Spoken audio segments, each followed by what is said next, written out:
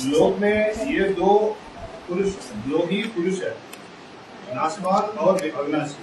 हाँ। सब प्राकृतिक भूत नाशवान है और परमधाम रूपी ऊंचे शिखर पर रहने वाला अविनाशी आत्मा शिव कही जाती है। अक्षर है, क्षर और अक्षर दो प्रकार के पुरुष हैं इस संसार में। क्षर माने क्षरित होने वाले, जिनकी शक्ति क्षीण होती रहती है, और दूसरा वो जो क्षरित नहीं होता है, किसी के संग के रंग में आकर के भी क्षरित नहीं होता है। वो कौन है? शिव।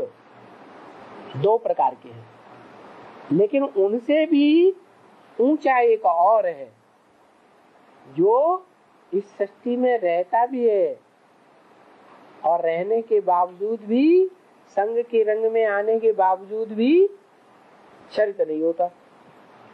वो है विष्णु नारायण।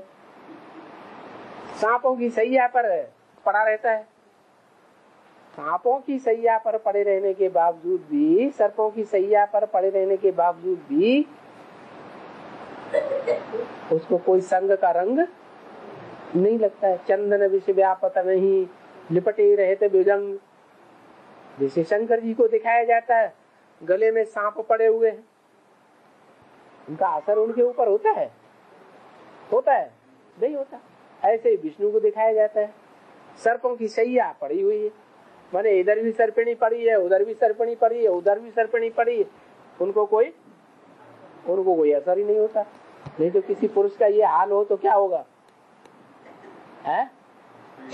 4-6 दिन में मर जाएगा, जिंदा रहेगा? अब मर जाएगा। और फिर इसमें बाबा कि दो पुरुष, तो एक तो शिव हो गया, एक तो नाशवान हो गया बाबा।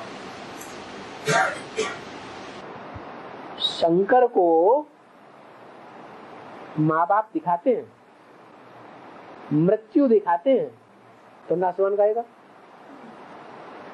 वो निश्चय अनिश्चय के चक्र में आता है तो फिर नाशवान खाएगा। हाँ, दो पुरुष में दो प्रकार बताए।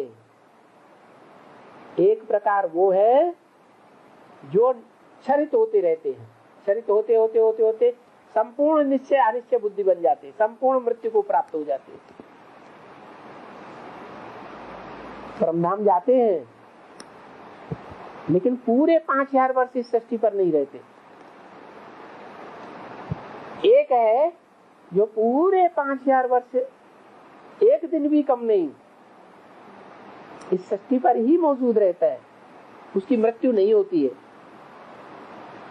अमरनाथ कहा जाता है ना, तो शरीर के द्वारा अमरनाथ या बिना शरीर के अमरनाथ है? शरीर के द्वारा अमरनाथ।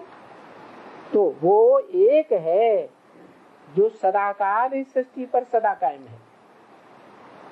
बाकी जितने 500-700 करोड़ हैं वो सब क्षर हैं। की नाशवान है बाबा है? की नाशवान है। देह ही तो नाशवान होती है और आत्मा नाशवान होती है क्या? आत्मा का जन्म कब हो जाएगा? एक दिन कम हो जाएगा, 4 दिन कम हो जाएंगे, वही क्षरण हो गया।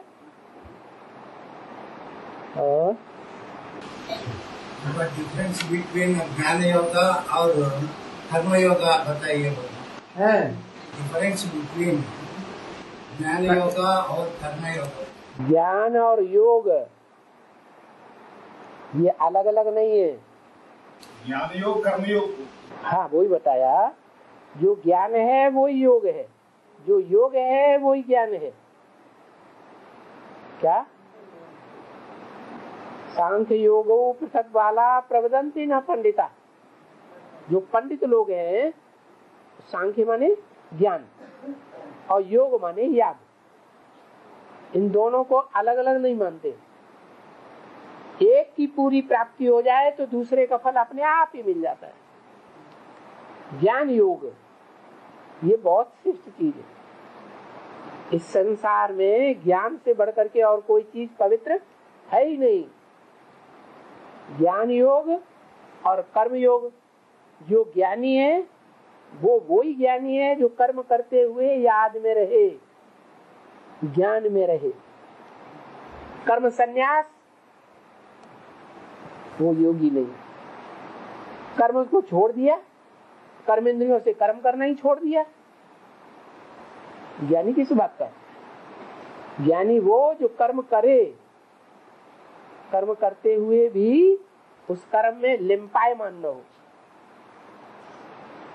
लागत न जाए, अटैचमेंट न आए, बुद्धि उपराम बनी रहे। जैसे विष्णु सर्पों के साथ रहा पड़ा है, उनके साथ कार्य व्यवहार में रहा पड़ा है या नहीं? रहा पड़ा है, लेकिन उसकी बुद्धि के ऊपर कोई असर, सर्प का विषैला असर होता है? सर्प तो बड़े बेविचारी होते हैं, विष्णु को बेविचारी कहेंगे? उसका तो नाम ही है विष्णु, नो विषय काल। और